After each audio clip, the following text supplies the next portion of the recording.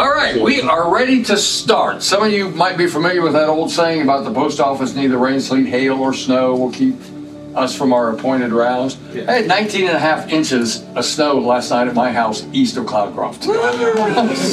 Good for you. So I got up at 4 o'clock to traverse the highways to make sure that I got down here. A couple of folks I want to thank for helping put this together this morning. That's at the top of the list, our curation department. Is Sue or Bree? Just me. Just you? Yeah. Who provided some really interesting photographs and information about this. There is like so much information. We could do Mariner Part 1, Part 2, Part 3, Part 4, Part 5 for the rest of the year, along with Ranger as well. And April back there, April's very good at technology. Me, I spent part of my Christmas vacation at home listening to records on my record player from 100 years ago. That's my technology. I'm with you. Cool. Kindred spirits. So, 78 RPM? Well, yes. All right. Yeah. All the way back to the Edison era. So I had some tech problems and she helped me work through them. And I appreciate the help on this. So we're going to talk today about Ranger and Mariner. Ranger was the first spacecraft actually to get close to the moon and take the first photographs from space from the spacecraft. Mariner was the first to go to other planets, Venus and Mercury and Mars. First time we had ever done that. And it was pretty groundbreaking. Part of the reason for Ranger, of course, we wanted to understand lunar geology. And the other reason was we were going to send men to the moon. Now we're getting ready to send men and women. But in that era, we were going to send men to the moon. Where would we actually have them put down? On the surface of the moon. And we had to make sure those areas were safe. There's a story about Neil Armstrong, even out of all this study that was done about lunar geology and craters, things such as that, when Apollo 11, Armstrong and Buzz Aldrin got to the moon, they looked out and there was where they were supposed to land was about a football-sized field of boulders. And they realized that if they sat down there, they would crash if they weren't able to abort. So Armstrong took control, flew it past that field, landed down, on the surface, and had 16 seconds worth of fuel left. So if you're familiar with the Capcom saying you got a bunch of guys about to turn blue down here, they were holding their breaths waiting to see what was going to happen. So even after all of this study, there were problems that had to be overcome. Some of the earliest photographs for study was taken in the 1950s and published in 1960. This is a first edition copy in our archives, and it was published by the Aeronautical Chart and Information Center, the United States Air Force, based on materials collected and prepared at the Yerkes Observatory. But even before that, there were photographs in the early 20th century of the lunar surface being taken, and the most notable were taken not in this country, but from the Paris Observatory from 1896 to 1910. If you look those up, those are considered still to be very, very valid photographs. So as I said, the whole idea was to pick out a place to go to the moon. This is from about 1963, 1964. You can see the concept of the lunar excursion module was well on its way to what we would actually take up into space into the moon.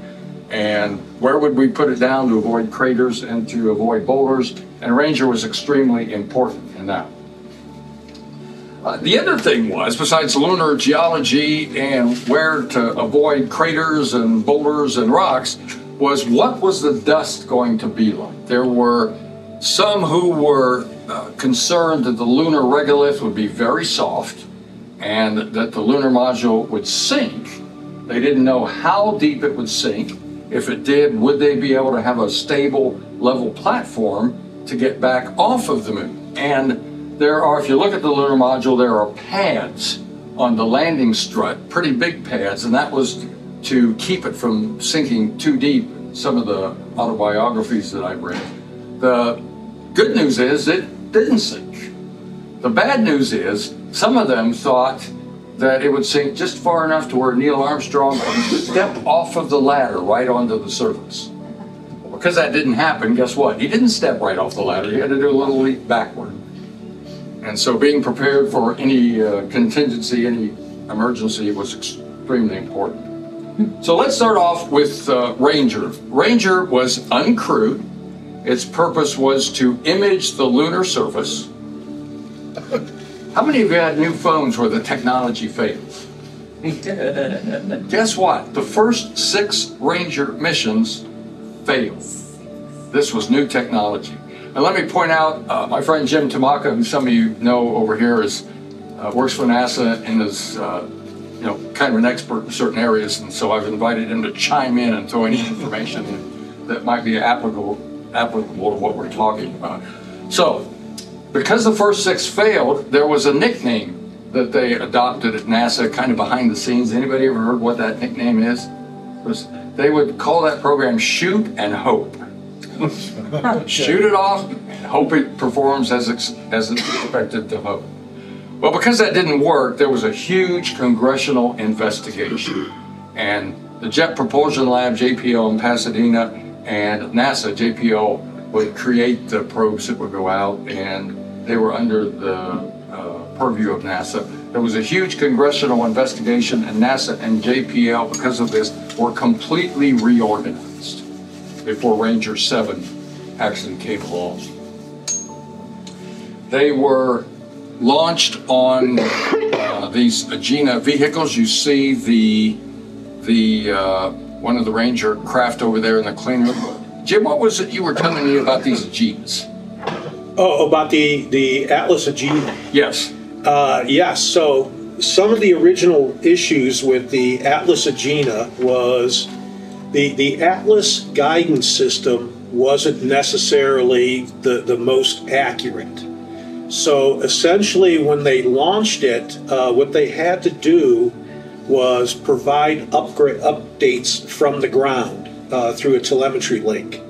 So essentially, when the Ranger mission was going to be a direct ascent to the moon. So basically, depending on, you had to wait where the Earth was and the moon, and you would fire, and then you would do your translunar injection over Johannesburg, South Africa. There was a station there, and that's where they radioed up the last update to the guidance system. And that was an issue with some of the missions, why they missed the moon by a country mile or a country 30,000 miles. But yeah, it was, given the technology at the time, the guidance systems just weren't up to snuff. And the first Rangers also didn't have, today we've got basically thrusters on there, and you do trajectory course maneuvers, so you can adjust your aim, after you do your ejection burn, and that to kind of get you back on target a little bit. The first Rangers didn't have that, so it was basically, you're trying to hit the moon, basically right off the launch pad, which it'd be difficult to do even today.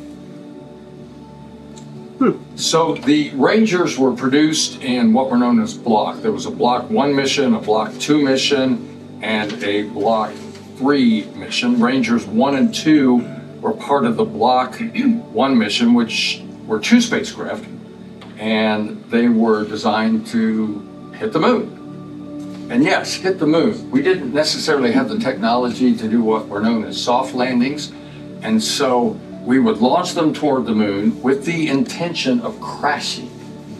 And they would send back hundreds to thousands of photographs via TV cameras, mostly, before it hit the moon, and the pictures would be received and then further developed for subsequent study.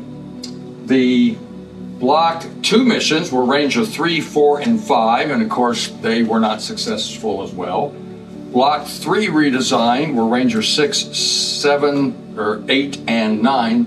6, of course, was not successful. 7 was wildly successful, and we'll talk about that here in just a moment.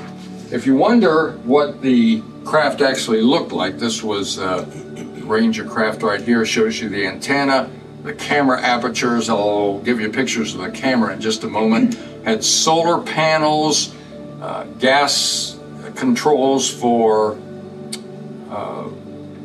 the ability to control your attitude control electronics. And so each of these weighed, I think, about 800 to 815 pounds, all together with everything aboard it. And these were the cameras. There were 6 cameras. They were divided between long lenses, short lenses, wide-angle lenses, so that they could get the maximum number of images before the spacecraft actually hit the moon and was destroyed. So we'll show you the typical Ranger launch. This comes out of our archives from an early 1960s document. They would launch, they would hit this area right here, about 10 miles in diameter. They would do a mid-course maneuver correction right here. This was known as the moon corridor, and the mid-course correction would be these steps right here. You see the Earth is back here, the moon is in this direction, and that gas control facility would help it to realign to get into the position where it could take actual photographs of the moon. So, of the Rangers that failed, Ranger 1 was launched August 23rd of 1961, and it got up to what's known as the Earth parking orbit, but it was never able to leave. It failed in that aspect, never got anywhere near the moon. A few months later, in November, on the 18th of the month, 1961, basically the same problem. These are the Block 1 missions, if you remember. Failed to leave the Earth parking orbit. The next year, in January, on January 26th of 1962, Ranger 3 was launched. It lost contact with Earth and missed the moon by 36,800 kilometers. Sort of the guidance issue you were discussing. Ranger 4 launched in April of 1962. What was known as a sequencer failed. It hit the moon on the 26th of April of 1962, but provided no photographs whatsoever. Yeah, I think that's the one that hit the far side of the moon. Is it? Yeah. And keep in mind that Rangers 1 through 9 cost $170 million in that era. Today, that's worth about $1.25 billion. And so it was a lot of money for a lot of failures out of NASA's and JPL's budget. Ranger 5 was launched on October the 18th of 1962. It wasn't as bad. It only missed the moon by 725 kilometers. And Ranger 6, the last failed Ranger, launched on January 30th of 1964. The cameras failed. It hit the moon on the 2nd of February 1964. No results whatsoever. So you see, we went from August of 61 to January of 64. So about 2.5 years of failures. Yes? Are all these calculations pre-computer? Like, are they slide rule calculations, or are they computer calculations? A lot of this engineering was done by slide rules. Yeah. Okay. Mathematics. That's why they missed so far, because they didn't have. No, I just think they had equipment issues. It was equipment failures. Oh. Okay. Yeah, the early, well, Ranger got started, the program actually got started back in the 1950s. It was a DOD and, well, at that time it was ARPA. So they were kind of following the DOD ARPA type thing, to where you learn from your failures, sort of like Elon Musk is doing today. So they were just launching these things and then figuring things out. And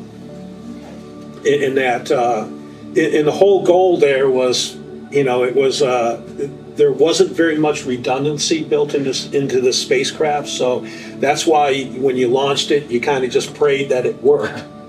Shot it and you hoped. Yeah, shot it and hoped it in that. But there wasn't, today we build a lot of redundancy, and we have prime and redundant systems in that, because things do fail. So when you read about Elon Musk's failures and other commercial space failures, and people say, is this technology ever going to go anywhere? If you read about Spaceport America and things that have not happened, that a lot of folks had hoped would happen by this point, remember, there were massive failures in the early years of our space program. Nothing different than what's going on today. It's just that people don't necessarily remember that. So let's look at the individual Ranger missions. This was the first one that was extremely successful. It also started at NASA what was known as the peanut tradition. Anybody ever heard of the peanut tradition? You have? From my reading, and correct me if I'm wrong, that was somebody was eating peanuts in mission control, and it worked, and it was deemed to be a good luck symbol. So pretty much for anything that ever went on at NASA after that, somewhere in the complex, somebody was eating peanuts. Good luck. Some years ago, I think it was in 2009, I went to NASA in Houston, and they told us a story of snacks and treats that would be sent via their vacuum system. And they would go along with documents. Somebody would do some math calculations and send it up to somebody else that needed it. There would be a guy in a central area. He would take it and send it off to where it needed to go. And quite often in these documents, to kind of bribe the person who needed to do the subsequent work, they would send snacks, candy, things such as that. The documents always got there. Very rarely did the snacks ever get there. So as they went through the central hub, the snacks disappeared. You see the camera system here. This right here is the first photograph of the moon ever taken by a spacecraft. Right there. And this is the area that it is in right here. This is the Ranger 7 itself. And basically, as I said, it was wildly successful, but many of the pictures they got back, which were about 4,300 photographs.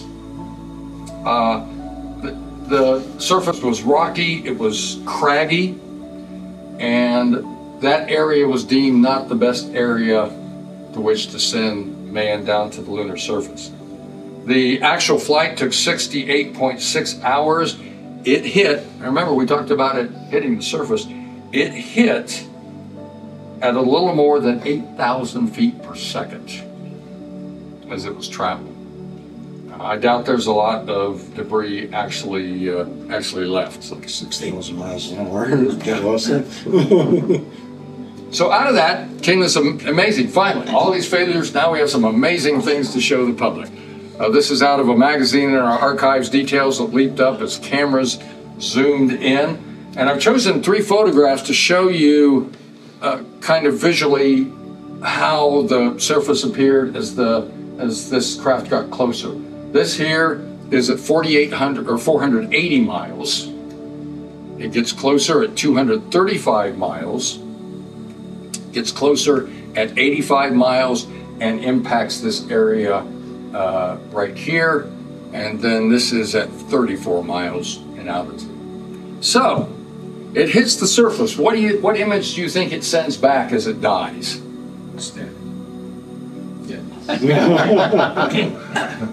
That is actually from the Ranger 7 craft after the signal was lost.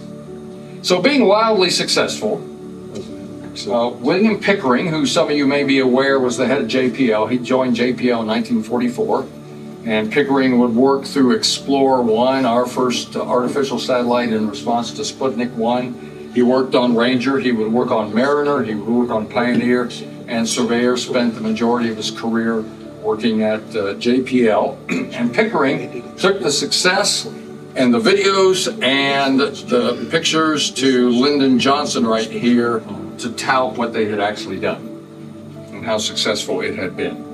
And Johnson responded, and I have his quote here. Johnson said, "Steps toward putting a man on the moon have become rapid and coordinated strides." And he congratulated all of the scientists and engineers and managers both in and out of government. One of the things that's neat about digging through old files is you find NASA documentation from the actual era. And we have this publication, it was a frequent publication called NASA Facts. And I love the way they wrote the results back then. Before a man can journey safely to the moon, he must acquire information that has defied centuries of observation. An important step toward meeting this requirement is NASA's Project Ranger, which has given man a closer look than ever before at the moon. Although relatively near Earth as compared to other celestial bodies, the moon is fundamentally still a scientific mystery.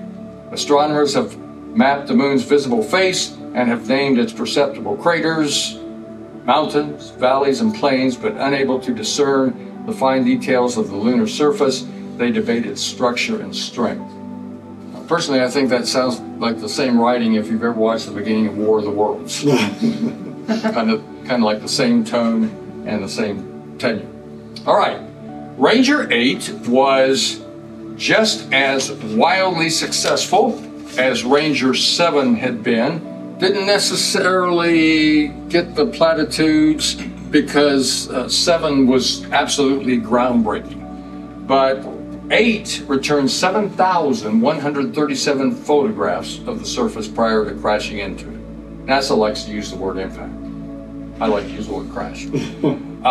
Ranger 8 actually turned on its cameras about 8 minutes earlier with the purpose of trying, 8 minutes earlier than 7, for the purpose of trying to get long-range photos that they could calculate with photographs taken from the planet Earth.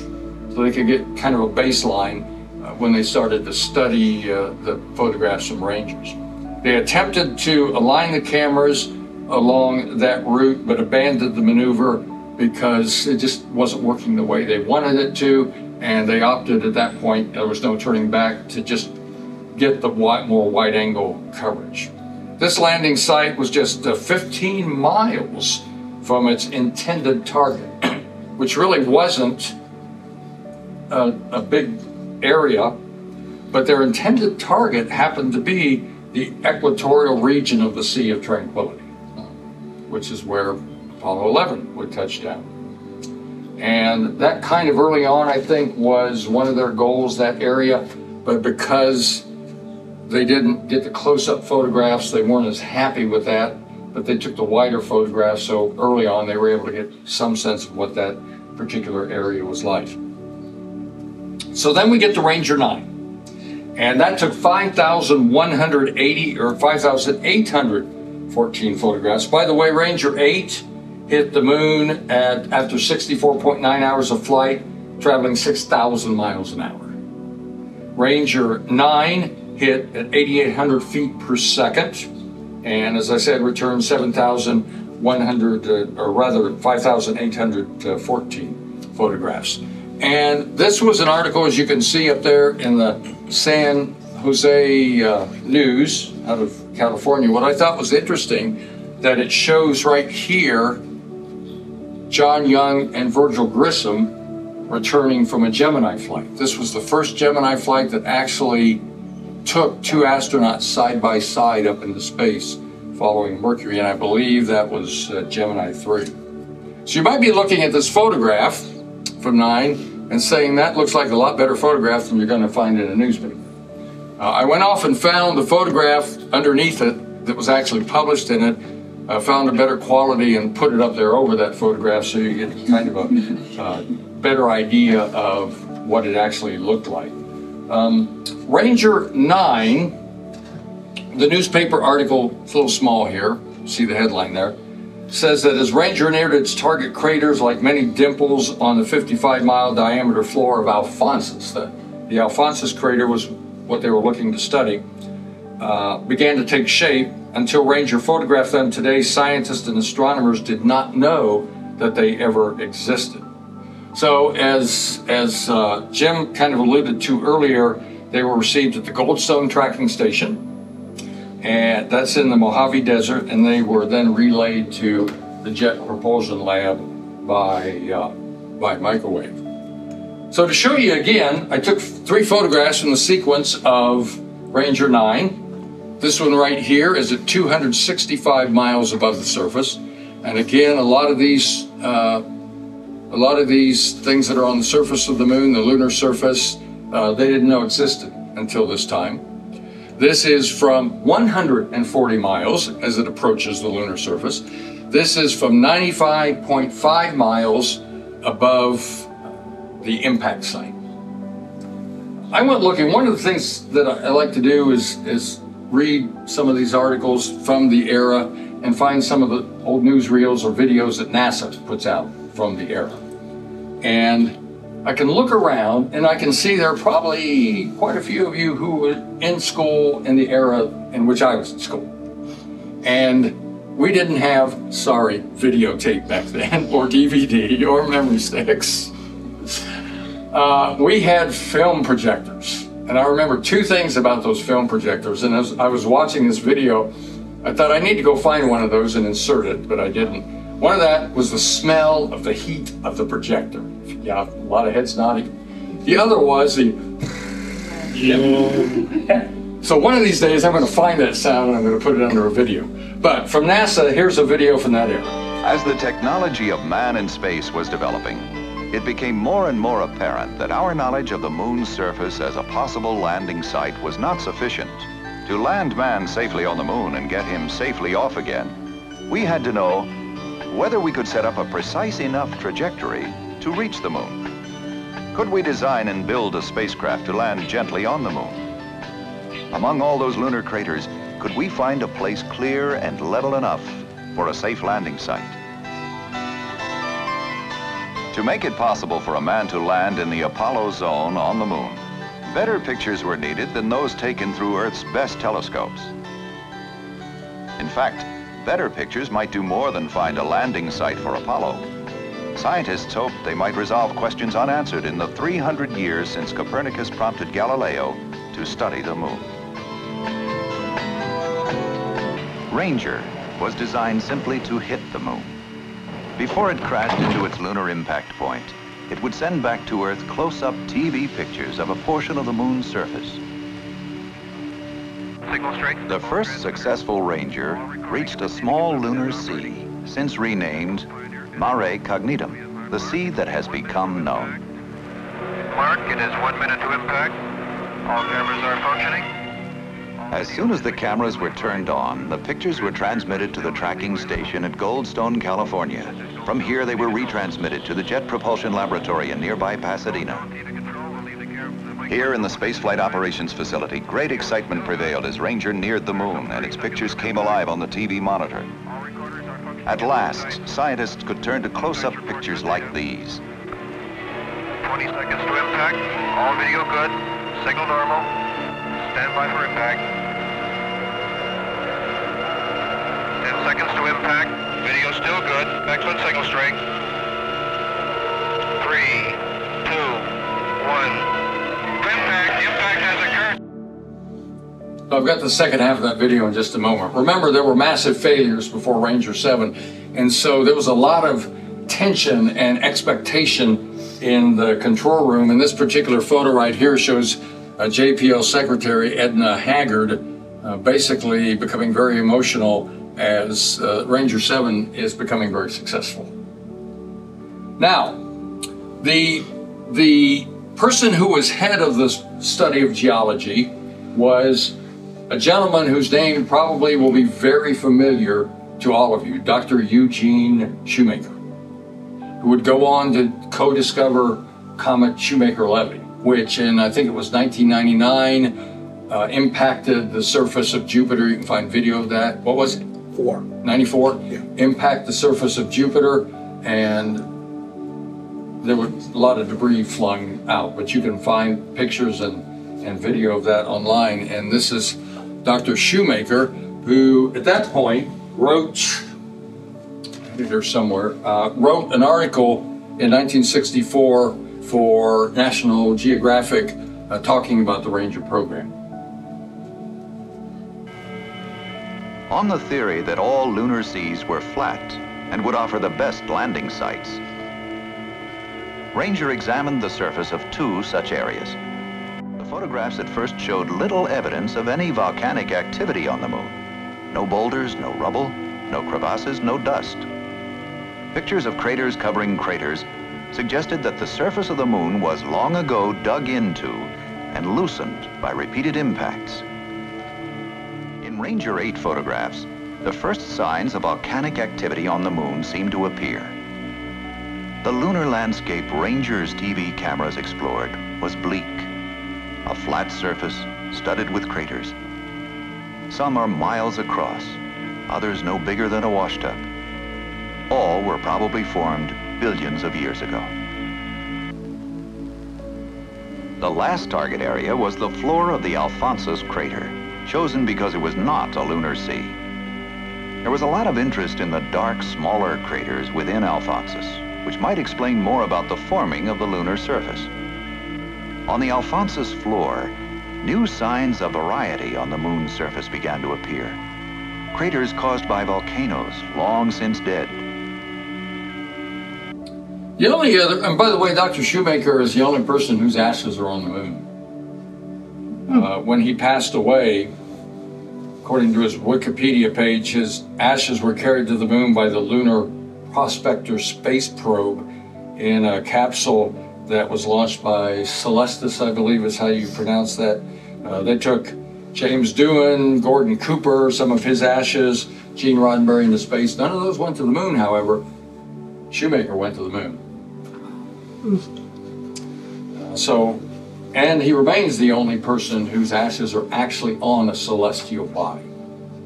I might point out also that when you go down to our theater, you'll see a full-size mock-up of the New Horizons spacecraft that went by Pluto in 2015.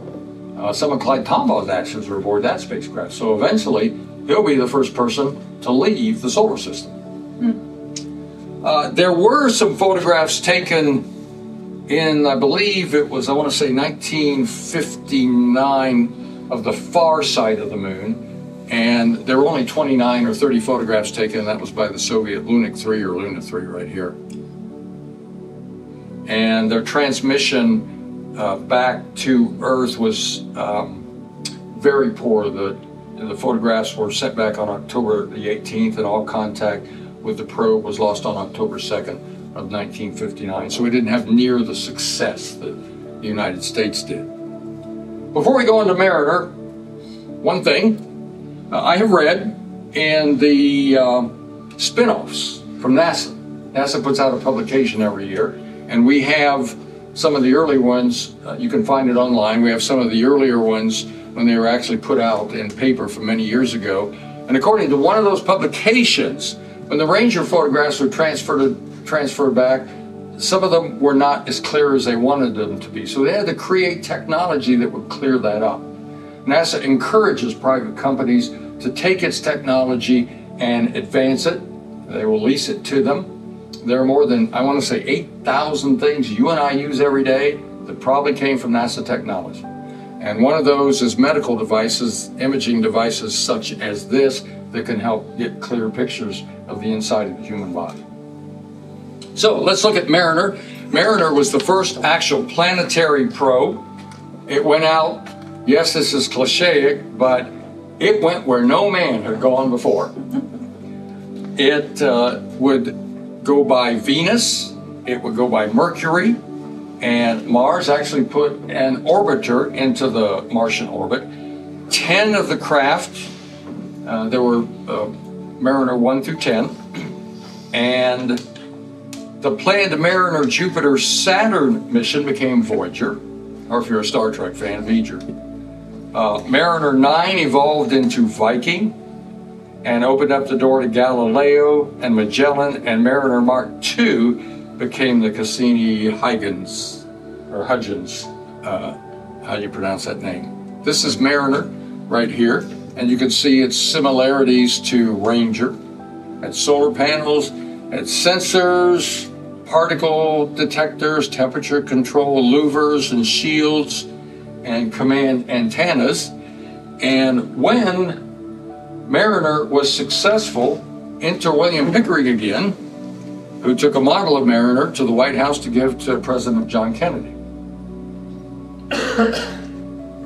So, here are the missions of Mariner.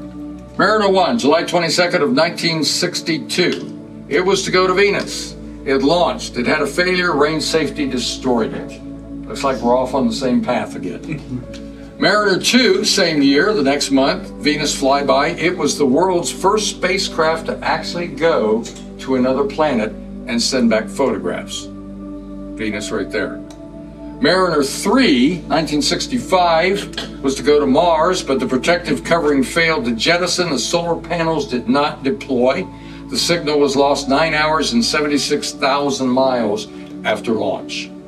Mariner 4 was on November 28th of 1964. It achieved a flyby of Mars, so they were successful with that. And this will show you the Mariner 2 flight path that went to Venus, leaving the Earth, and how it traversed out, went by the planet. Mariner 5 in 1967 was a Venus flyby. It measured the magnetic fields and atmospheric conditions of the planet. Mariner 6 in 1969 was a Mars flyby, as was Mariner 7 in 1969 was a Mars flyby too. These craft took from a spacecraft first 2 images of Mars, and these are actual photographs right here showing the poles. And they learn from those that they expand and they shrink. And then this was the actual 2-mission Mariner to Mars, their different flight passes. 226 miles in 157 days, and where it came from and where it went. The Mariner 9 mission was a Mars flyby. It had a launch failure, or Mariner 8 mission, rather, in 1971. And I was in high school at this time, and this is when I first started hearing about some of this in the news. And Mariner 9 in 1971, less than a month later, was the first to orbit Mars. It took this photograph here of a section of the Valles Marineris, which I believe is the largest canyon in the solar system. And isn't it like 10 times as deep as the Grand Canyon? No, actually the Grand Canyon here in the United States would only be a little minor tributary to the Valles Marineris, okay, which is the Valley of the Mariner spacecraft. You could see the Mariner 8, and you can see how over the years they evolved too as well. And then Mariner 10 also went by Venus, but it was the first time we had ever gone to Mercury. It didn't orbit, it did a flyby, and these are photographs taken by Mariner 10. You can see many of these photographs were taken in sections and then stitched together to provide an image of the surface. And here's a close-up. And Mariner 10 at least got a postage stamp. The Mariner Venus and Mercury 1973 encounter, this kind of gives you an idea. Television pictures taken here. Some of the other things that were accomplished, infrared temperature sweep around the planets, and our knowledge of Mercury really exceeded at that point. Mercury is closest to the sun, not the hottest planet, that's Venus, because of the clouds and the greenhouse effect that you get on the planet underneath. So that's the history of Mariner and Venus. Anything else you want to throw in there? Well, for Mariner 2, actually, very, very interesting mission, the first successful interplanetary mission. It didn't carry any cameras. And actually, there was a young principal investigator on that mission named Carl Sagan, who actually went to NASA and said, you know, we're paying with this with public money, that every mission should include a camera for public outreach. So any mission after Mariner 2 has included a camera to include images, and we get these great images today of Jupiter. You know, we just did a flyby of Io a few days ago. But that's all because of Carl Sagan, in that proposing that every mission should have a camera on it for public outreach. And even the Juno mission, they weren't going to put any visible wavelength cameras on it in that, but Scott Bolton, the principal investigator, included a camera that's returned some fantastic images. The other thing too is that it was the first successful planetary flyby, although the science was a little, you know, not necessarily the best in that. In the transmission rates, we all get used to our, our 5G phones and our 100 megabit per second connection for home internet. The data rate coming back from from Venus for Mariner 2 was 8.3 bits per second. Oh.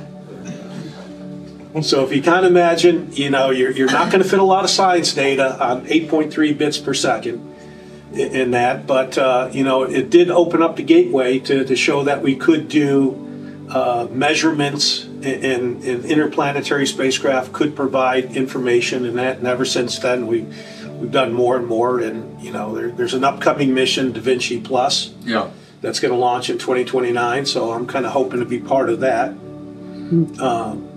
We'll have some good high resolution imagery all the way down. I appreciate your input, Jim. So we get to the point where, are there any questions on Ranger and Mariner planetary probes? How much did the Mariner, The Mariner cost? no, what way? The Ranger said was 800 pounds? They were about the same, because Same. they were limited by the launch vehicle in that on how much the Atlas Agena could push into space. So they were the first Mariners were on the order of the Rangers, and that now the later Mariners when they started they did an upgrade, like Mariner 4 was basically a Ranger copy. But Mariner 6, 7, 9, all those, that was an upgraded Mariner, but they could launch it on an Atlas Centaur that became available, so you had more lifting capacity. So the vehicle kind of grew a little bit. So the Ranger, okay, how do I ask this? You know how technology shrinks from the Ranger to the Mariner? I couldn't tell with your images there. Like, okay, I'm gonna make this up because this is the only way I can figure it out. If you put 10 things on the Ranger and they're all huge, and then the Mariner comes along and now they're smaller, can you put 20 things on the Mariner? You know what I'm saying? No. So the early Rangers and Mariners were the same spacecraft. Oh, okay. Yeah. In that, one of the issues that they had with Ranger was they tried to pack as much science as they could, scientific instruments, and what they did is that there's engineering trades that you always make. There was too much science on Ranger and not enough redundancy. So, when things would break along the way, then the mission's over in that. So, Ranger really, there were so many things that we learned from Ranger that definitely helped out with later Mariner missions. But yeah, if you take a look at Ranger 1, 2, and 3, and 4, and that, they're the same spacecraft as Mariner 2, 1 and 2. Remember, Ranger in dollars of the era was 170 million. Mariner was 554 million of the era. So Ranger 1.25 billion, we get into a massive amount of money in today's dollars. I guess the kind of feeling at the time would be when we launched the James Webb Telescope. It was done basically like origami because we didn't have enough. If it didn't work a million miles out, it was gone. Fortunately, it worked, and it's been very, very successful. And that was one thing too with the very early Ranger programs. What you did is, again, you learn by trying. It was the old military ARPA approach, which is shoot it off and we'll see if it works. Shoot and hope. Shoot and hope. But what we learned from that early on in the space program was that you were going to have to do a lot of testing on the ground. In that, in order to verify that the systems would work. And, for OSAM-1 mission I'm on right now, we just came out of, we did a bake out. We got to go back in and do thermal chamber. We got vibration, we got acoustic tests and all this. That's where these mission costs really go up, is testing the spacecraft. In that, You know, and that's different than, you know, very early on in the space program, to where you just launched it and then kind of hoped that it worked and that, and if it returned science data, then you were happy and that. But you know, all of the issues, and again, James Webb is a great example that, you know, you can build it, but then the testing regime, you know, costs a lot of money because, you know, for NASA, we cannot fail in the public eye. So we spend a lot of time testing systems before we launch them. We're almost sure they're going to work. Any other questions? Yes. How close to the surface, say for Ranger, would be the last usable photograph? Any way to know that? Well, the one was like 34 miles above the surface, and I think right before it hit the surface, it was still, they were all transmitting. So among those several thousand photographs, everything they got, they were able to clean up and use. You're 10 miles above, you're 5 miles, it's still transmitting. Yes. I'm just curious, I'm just throwing it out there. Does Elon Musk share his journeys as far as all his information when he launches something in space to NASA? Or are they two separate things and they're always going to be that way? I think they He's a very rich man, and we know that. I think they consider their stuff proprietary. Well, it depends on what they're doing. So, if you're under a NASA contract, then that information really belongs to the American people. If you develop it with private funds, then it's you know, that's your stuff, and that you don't have to share that information. Brad, I saw your hand up back there, and then John. No, oh, okay, John. Yeah, you know, we're used to, for the manned space program, NASA contractors building the craft. Were these all built by contractors, or were they built in-house at JPL? I think they were subcontractors at JPL. Well, the original ones were built by JPL, and then what they did is then they eventually moved over to contractors. All right, well, yes, sir. Another crazy. No, go right ahead. Never see on the internet the dark side of the moon, the other side. Are there pictures that they want to show? Oh, there are a lot of conspiracy websites. You know they're false in a lot of things because you can throw a lot in there and it's fake news. That's what I'm wondering, if we really had good pictures of the dark side. They say it's a big hole. No. So I don't believe in that, because I know, again, that's all fake news. Yeah. Lunar Reconnaissance Orbiter. Again, another mission flown out, you know, because the dark side of the moon is only dark 2 weeks out of the month. Yes, right. The far side. So yeah, there is no dark side of the moon. You know, you got to listen to the very end of the Dark Side of the Moon. So Duke, astronaut went to the moon. Duke, who was Duke and Gene Kranz came here? Charlie Duke. Orbiter. So Charlie Duke came some years back with Gene Kranz, and we were doing a kind of a presentation and answering questions down at the theater in Las Cruces at the mall there. And I used the term dark side of the moon. And he said, excuse me, but there really is no dark side of the moon. And I said, I listened way too much Pink Floyd in my lifetime. You're in the Floyd days. Actually, not true. There is always a dark side of the moon. There is. Always. It's true. But it's not the same side. Yeah, but if you want to see all the alien structures on the internet, they're all on the dark side of the moon. And also, every one of the Apollo missions, whether they landed or not, yes, the command module pilot was busy taking photographs the entire time, all the way around. All the way around circumferential. The first photo of the far side of the moon was actually taken by one of the Luna probes from the USSR. So, it's way earlier than we got there. Yes. I was just curious, what level,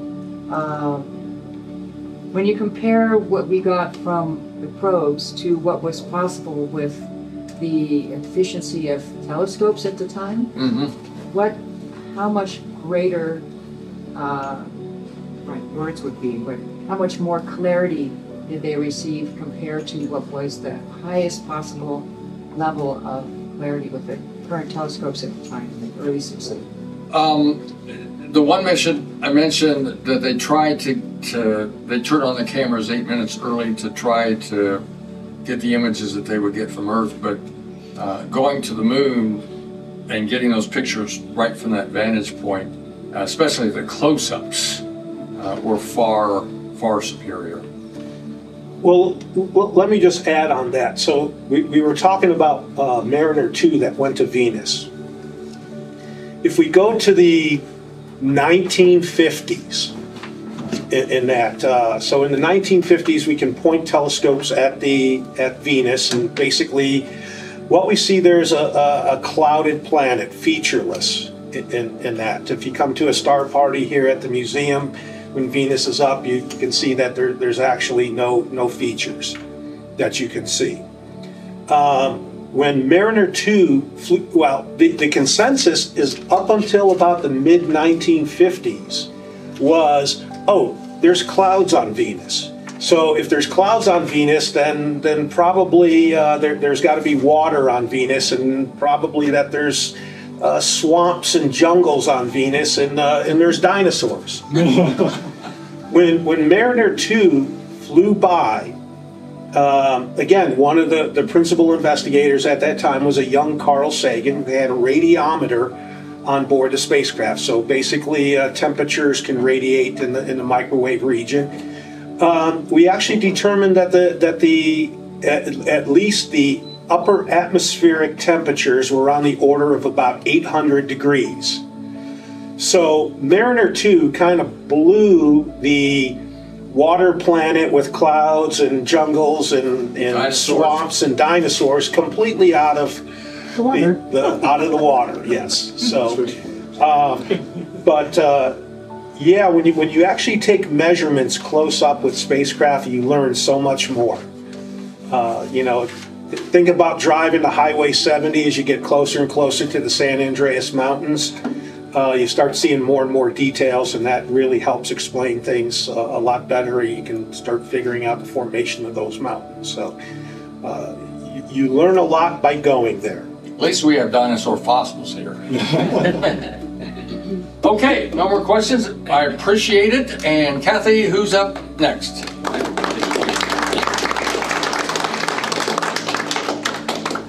Thank you all again for coming today. We really appreciate your support here at the museum, and we look forward to your support when we move the Launchpad Lecture to our theater, which is where it will be beginning with the next lecture in February. So that's its new home, so don't forget that, because if you show up here, there won't be any donuts and coffee. At any rate, the very next exciting thing that we've got going on, of course, is the Astronomy League meeting, which is January 11th at 7 p.m. in the theater building, front classroom. Then the Launchpad Lecture for February will be a special guest speaker. And she will be, and I think it's a she may have help, Carolyn Peeler, and she'll be talking about the Tuskegee Airmen. It should be very interesting. So we look forward to that. Also, they will be having a small display up here in March, at the end of March, to celebrate the Tuskegee Airmen. So those are the two biggies for February. It's kind of a slow month. Yes, I'm going to give it to you. I've got the entire year's calendar right here just for you, Donna. Because this is my last Launchpad Lecture. I'm retiring on January 19th. Congratulations. Thank you all. And maybe I'll come and be a guest and enjoy it like you do. Have a wonderful rest of your day, and somebody will see you next time. Congratulations, April.